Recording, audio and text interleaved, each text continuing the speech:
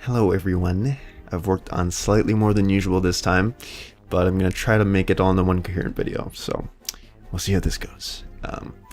So since the last video, I've made some adjustments to that long bamboo I was talking about. I've added a new type of bamboo, created a new look for my rock bamboo type, changed the UI a bit, and have also spent a bunch of time thinking about another new bamboo type. So I started by fixing the long bamboo type a bit. I won't dwell on it for too long because all I really did was make it count how many times the left or right katana sliced it. This means that the bamboo will now only break in the correct number of spots, and will also give you a game over if it was cut 0 times. From here I just still need to add the katana animations and bamboo textures to finish it.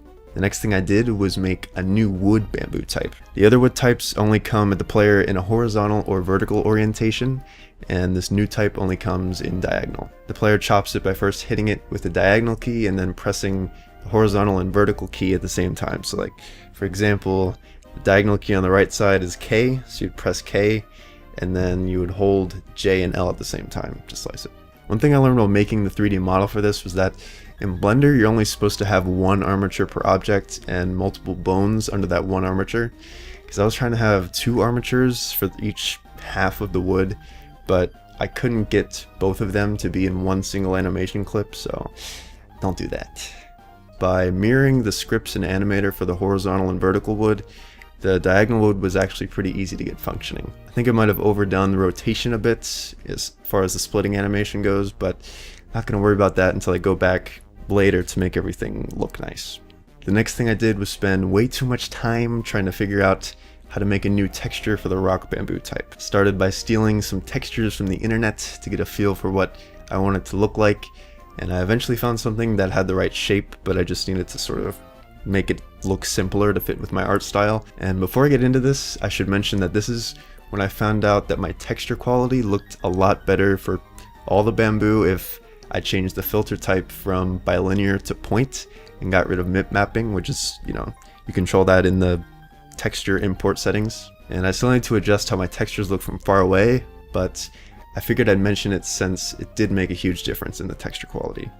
Anyways, after a few iterations of rock textures in Photoshop, I got something that I thought looked kind of good, but after putting it in Unity, it basically just looked like I had scribbled on a cylinder.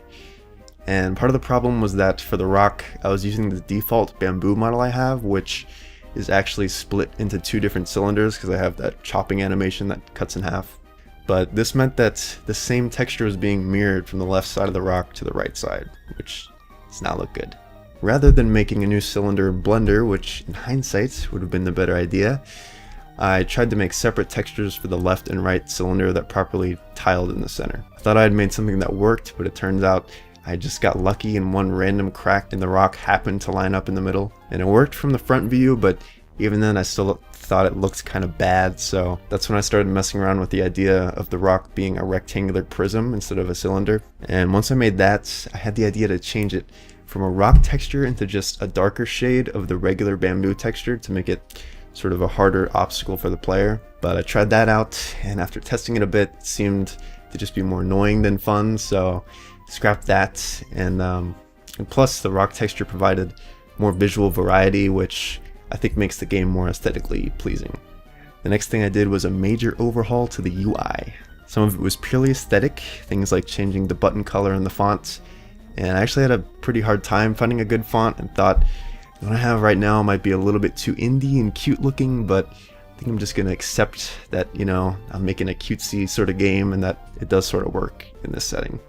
In an effort to make the screen less cluttered, I also got rid of the word score above the score integer and replaced the press space to restart text with a try again button that is highlighted by default when you get a game over.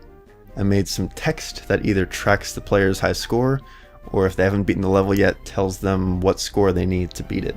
Then follows that I grayed out the levels that weren't unlocked yet on the level select screen, and I also grayed out the next level button until the current level was beaten.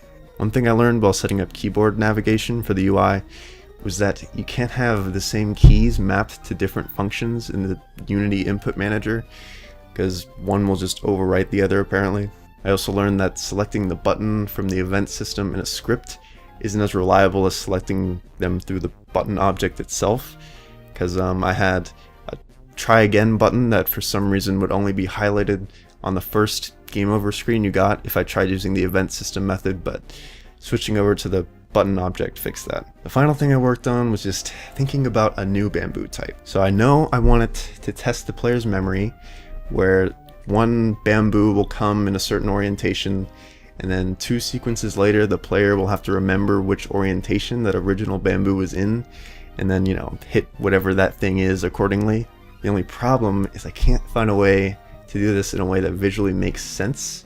I mean, the obvious idea is that the bamboo you hit in the second part just has all 3 bamboo at once, and the player has to remember which one is the right one to hit. Problem with that is that the way the bamboo spawns are oriented just kind of looks weird. I spent at least 2 hours just purely thinking about what I could do for this, and nothing seems particularly elegant, because the problem is a lot of these ideas sound good, but it would be hard to implement graphically and might look weird in the context of my game. But hopefully by the next devlog I'll figure this out, because I think this will be the last bamboo type I create. From there I'll be able to focus on actual level design, make this thing more into an actual game, which should be pretty exciting. But until then, thank you for watching, and I'll see you guys later.